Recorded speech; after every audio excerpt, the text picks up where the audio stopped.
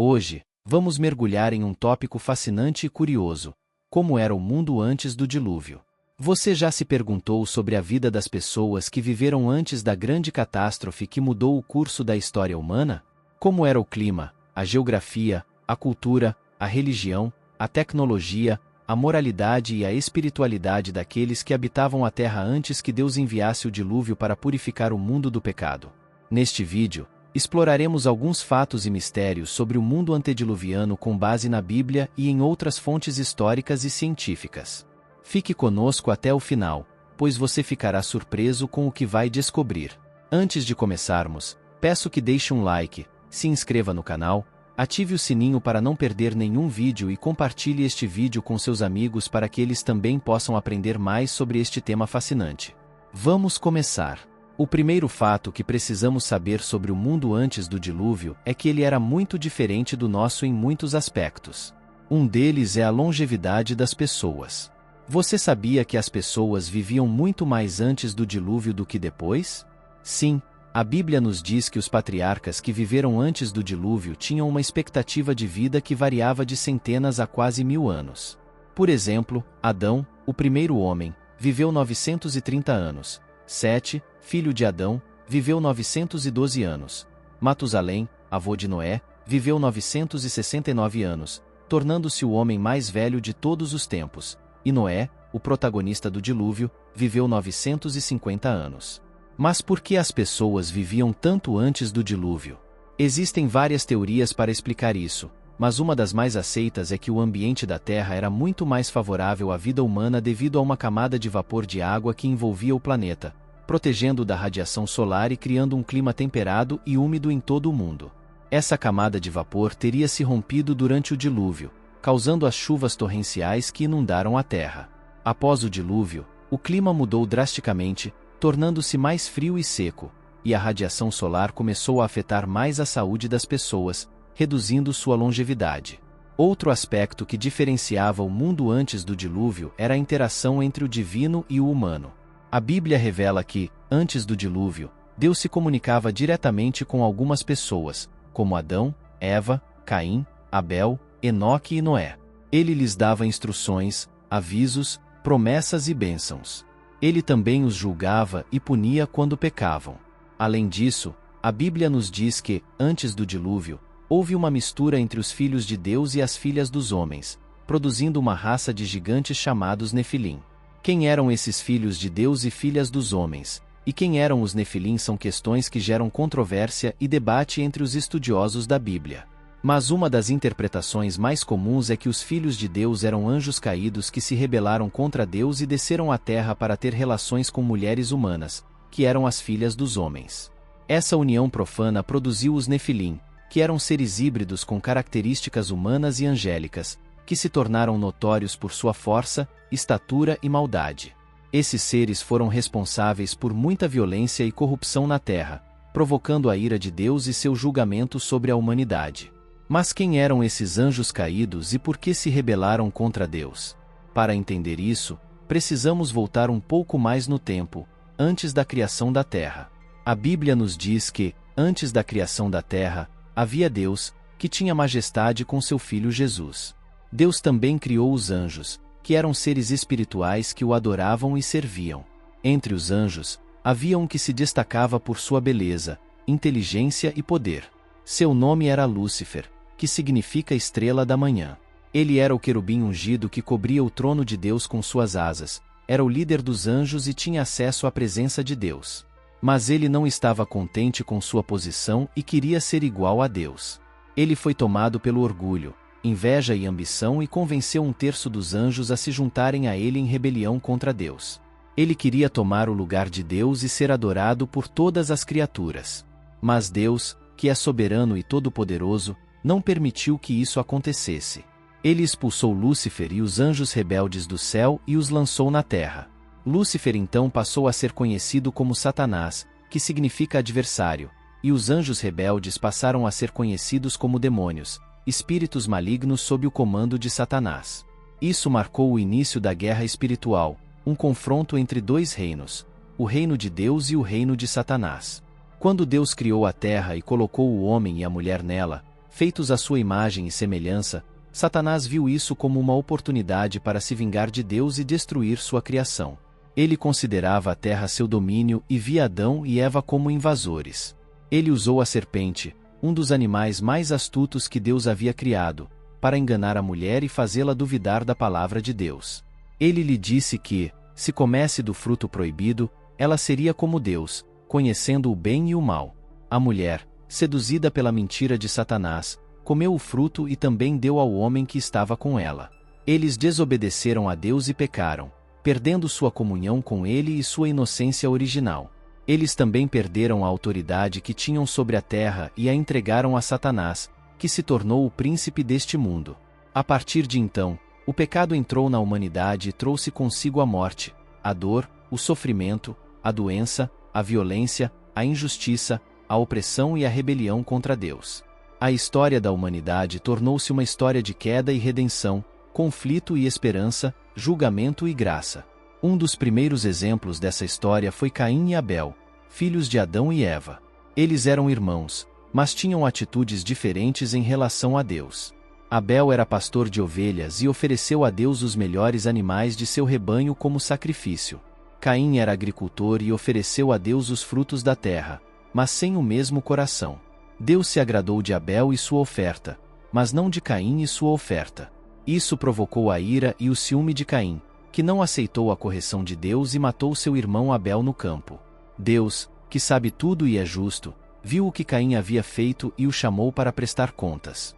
Deus perguntou a Caim onde estava Abel, seu irmão. Caim respondeu com arrogância e falsidade: "Não sei, sou eu o guardador do meu irmão?" Então Deus disse a Caim: "O que você fez? A voz do sangue do seu irmão clama a mim desde a terra. Agora você é maldito pela terra, que abriu a boca para receber da sua mão o sangue do seu irmão.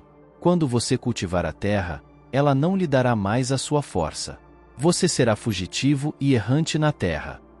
Então Caim disse a Deus: "Meu castigo é maior do que posso suportar. Hoje me expulsaste da terra, e estarei escondido da tua presença. Serei fugitivo e errante na terra, e qualquer que me encontrar me matará." Mas Deus disse a ele: "Não será assim. Se alguém matar Caim, será vingado 7 vezes." E o Senhor pôs um sinal em Caim, para que ninguém que o encontrasse o matasse. Então Caim saiu da presença do Senhor e habitou na terra de Nod, a leste do Éden. Caim, embora assassino e fugitivo, não ficou sem descendentes. Ele se casou com uma mulher que provavelmente era uma de suas irmãs ou sobrinhas, pois Adão e Eva tiveram muitos filhos e filhas após Caim e Abel. Caim teve um filho chamado Enoque e construiu uma cidade, que chamou pelo nome de seu filho. Esta foi a primeira cidade da história e mostra que Caim tinha habilidades de construção e organização. Os descendentes de Caim se multiplicaram e alguns deles se destacaram por suas realizações. Jabal foi o pai dos que vivem em tendas e possuem gado. Jubal foi o pai de todos os que tocam harpa e flauta. Tubal-Caim foi mestre em todos os trabalhos de bronze e ferro. E Naamá foi a única mulher mencionada na linhagem de Caim. Esses descendentes de Caim mostram que a humanidade se expandiu e se diversificou, com papéis transformados em profissões e a civilização dando seus primeiros passos. Mas eles também mostram que a humanidade se afastou de Deus e se entregou à idolatria, violência e imoralidade. A Bíblia nos diz que Lameque, um descendente de Tubal-Caim, foi o primeiro polígamo da história, tendo 2 esposas, Ada e Zilá. Ele também foi um assassino, que matou um homem por feri-lo e um menino por pisar nele. Ele se gabou de sua crueldade, dizendo às suas esposas: "Ouçam a minha voz, esposas de Lameque, escutem as minhas palavras. Matei um homem por me ferir e um rapaz por me pisar. Se Caim é vingado 7 vezes, então Lameque 70 vezes 7. Gênesis capítulo 4, versículos 23 e 24. Enquanto isso, Adão e Eva tiveram outro filho chamado Sete, que significa substituto. Eles lhe deram esse nome porque ele veio como substituto de Abel, que Caim havia matado. Sete foi o pai de Enos, que foi o pai de Cainã, que foi o pai de Maalalel, que foi o pai de Jared, que foi o pai de Enoque, que foi o pai de Matusalém, que foi o pai de Lameque, que foi o pai de Noé. Esta é a linhagem dos filhos de Deus, que andaram com Deus e o adoraram, em contraste com a linhagem dos filhos dos homens, que se rebelaram contra Deus e o desprezaram. Entre os filhos de Deus, um se destacou por sua fé e obediência: Enoque. A Bíblia nos diz que Enoque andou com Deus e que Deus o levou, sem que ele visse a morte. Enoque foi o bisavô de Noé e viveu em um tempo em que a maioria das pessoas só tinha registros de seu nascimento e de seus filhos, mas Enoque teve um testemunho diferente, que o fez ser lembrado por sua comunhão com Deus. A Bíblia nos diz que Enoque profetizou sobre o julgamento de Deus sobre os ímpios e agradou a Deus com sua fé. Ele foi o primeiro homem arrebatado por Deus e é um exemplo de como devemos viver neste mundo, buscando a Deus e fazendo sua vontade. Mas Enoque foi uma exceção em meio a uma geração perversa.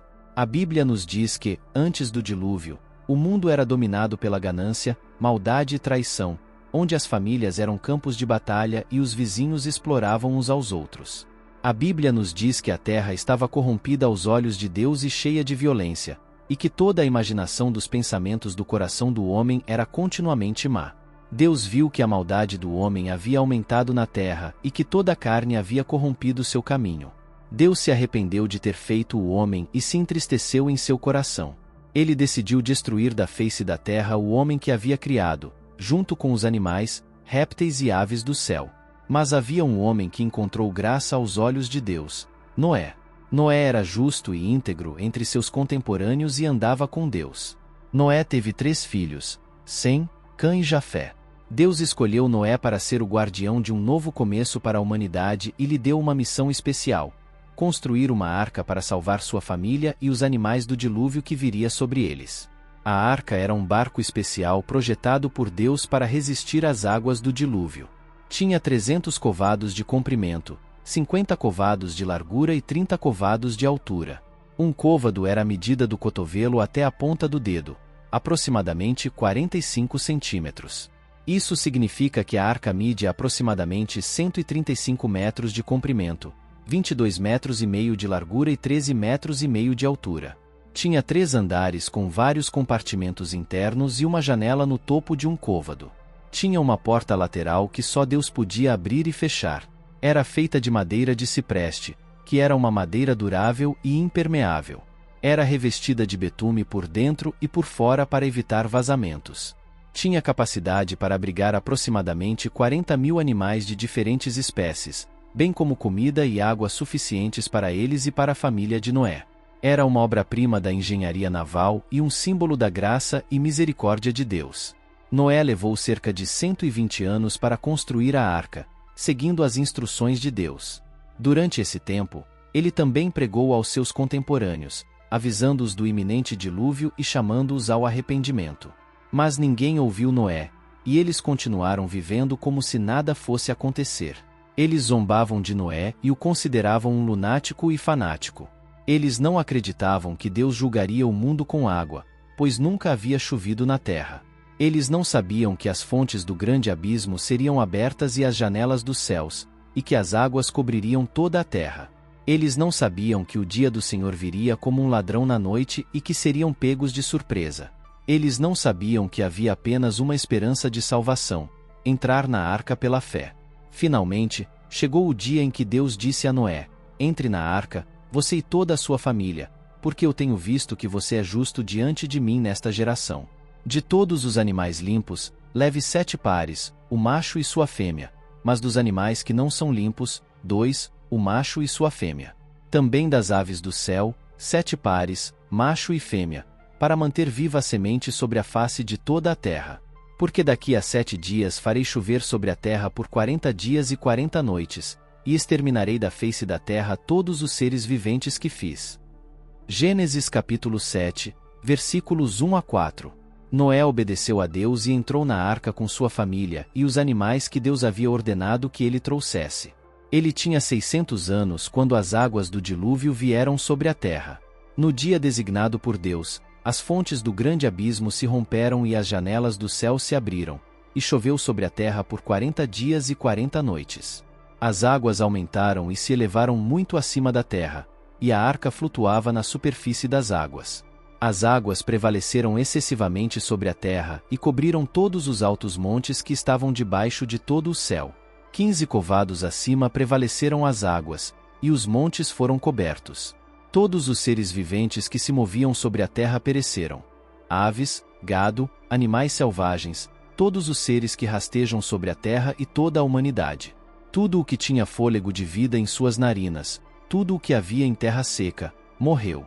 Assim, foram exterminados todos os seres viventes que estavam sobre a face da terra, desde o homem até os animais, os seres que rastejam e as aves do céu.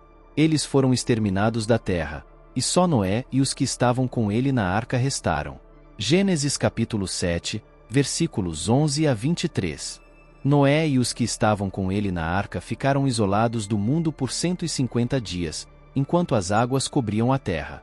Mas Deus não se esqueceu de Noé e fez um vento passar sobre a terra, e as águas começaram a diminuir. As fontes do abismo e as janelas dos céus foram fechadas, e a chuva do céu foi contida.